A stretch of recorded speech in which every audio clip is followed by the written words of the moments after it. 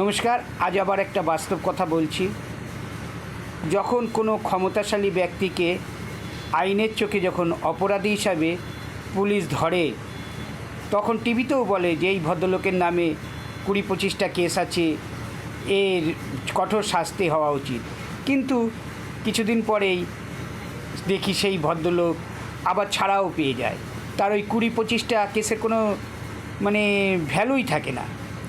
তার মানে খোলা চোখে এটাই বুঝতে পারছি যে দুর্বল লোকের জন্যে আইন, আর সবল লোকের জন্যে আইন আরও শক্তিশালী করে দিয়ে তাকে সবল করে তোলার জন্যেই আইন।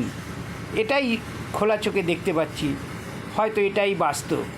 গরিবের জন্যে আইন, আর ক্ষমতাশালী লোকের জন্যে তাকে আরও ক্ষমতাবান করে দেওয়ার জন্যে এই আইন তৈরি হয়েছে মনে হয়। রাখছি।